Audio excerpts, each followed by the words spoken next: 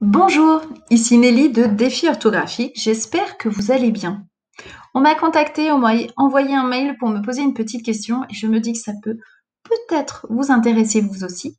Donc je vous transmets la réponse en vidéo. La question était la suivante. Nelly, doit-on écrire aucun ciseau au singulier ou au pluriel? Et ben, vous savez quoi? Vraiment pas bête du tout cette question. Parce que pas si simple, mais si, en fait, très simple. Écoutez. D'abord, de quoi parlons-nous? Ce qu'il faut bien savoir, c'est que si je dis un ciseau, je parle de cet outil-là, cette lame tranchante utilisée pour travailler le bois.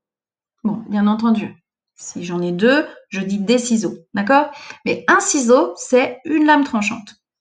Si je veux parler de cet outil-là, ce que l'on trouve dans notre trousse, dans ce cas, je dois dire des ciseaux. Je dois mettre au pluriel. Regardez, des lames tranchantes, il y en a deux. OK? Alors, je répète. Un ciseau, des ciseaux. Je ne peux pas mettre au singulier ce mot-là, parce que sinon, ça veut dire ce mot-là. OK? Deux outils bien différents. Deux mots, deux orthographes différents. Singulier, pluriel. Obligatoirement. OK.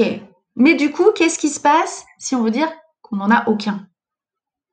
Aucun égale singulier, on est bien d'accord. Si je dis je n'ai aucun ciseau dans ma trousse, j'en ai pas. D'accord? Donc, il n'y en a pas, 0, 0 égale singulier, jusque-là c'est bon. Donc si je dis j'ai aucun ciseau, je me retrouve à écrire mon mot ciseau au singulier, donc j'ai cet outil-là. OK? OK. Mais moi je veux dire que j'en ai aucun dans ma trousse et que je parle de cet outil-là. Donc je me retrouve avec un mot singulier suivi d'un mot obligatoirement au pluriel. C'est pas possible. Là, en grammaire, ce n'est pas possible. Que faisons-nous? Exceptionnellement, étant donné que ce mot-là doit être obligatoirement au pluriel, dans ce cas, le mot aucun prend un S. Et ce cas-là fonctionne pour tous les mots qui changent de sens quand ils sont au pluriel. Par exemple, il y a aussi le mot vacances. La vacance d'un poste, vive les vacances. Singulier pluriel, deux sens complètement différents. Cette règle est également valable pour les mots qui n'ont pas de pluriel. Non, qui n'ont pas de singulier, ils sont toujours au pluriel, justement. Par exemple, il y a le mot condoléances, funérailles et frais. Retour sans aucun frais, aucun avec un S, frais avec un S. D'accord?